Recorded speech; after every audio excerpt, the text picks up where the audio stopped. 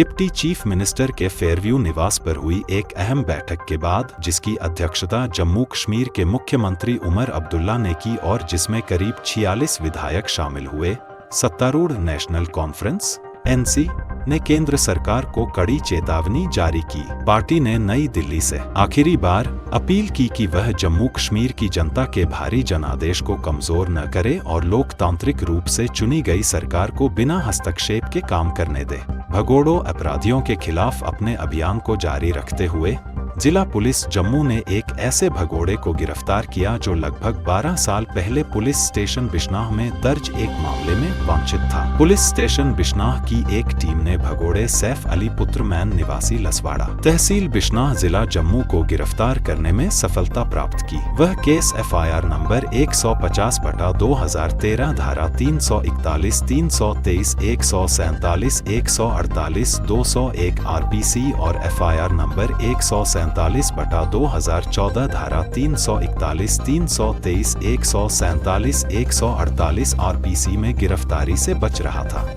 Shri Mata Vaishno Devi institute of medical excellence (SMV डाइम), जो कि Shri Mata Vaishno Devi shrine board (SMVDSB) का मेडिकल कॉलेज है, ने अपने अत्याधुनिक स्किल और सिमुलेशन लैब का उद्घाटन कर एक बड़ी उपलब्धि हासिल की। हो गया सरकार को, जो हमारे जेलों में नौजवान है उसकी बात नहीं हुई, जो हमारे मुलाजिमों को टर्मिनेट किया जाता उसकी बात नहीं हुई।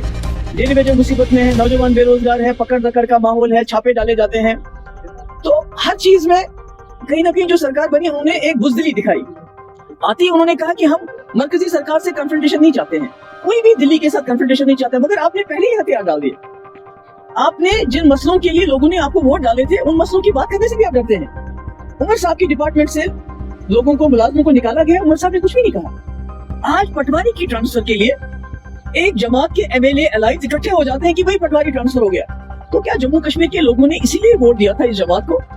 यही मसला कि पटवारी का मसला, ट्रांसफर का वो कोई बड़ा मसला है, या जो हमारे नौजवान जेलों में सड़ रहे हैं वो मसला है, या जो हमारे रोज रेट्स पड़ते हैं वो मसला है, चाहे हमारी जो जामे मस्जिद है हालात कहते हैं बिल्कुल ठीक है उसके बावजूद बंद रहती है।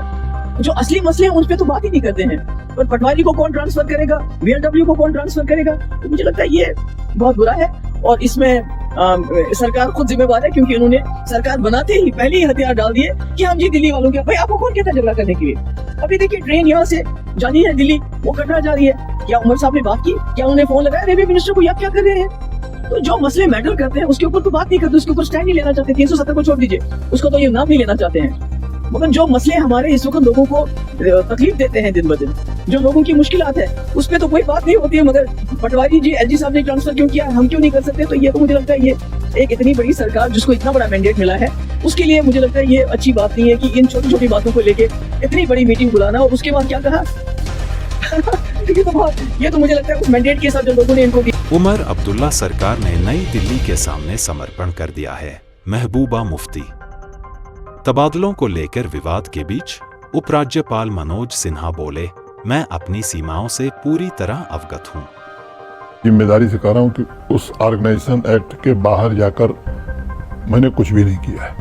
I am well with in my domain और उसके बाहर जाकर कभी मैं कुछ करूँगा भी नहीं। मैं अपनी सीमाएं जानता हूँ और उस सीमा का उल्लंघन मैं कभी नहीं करूँगा।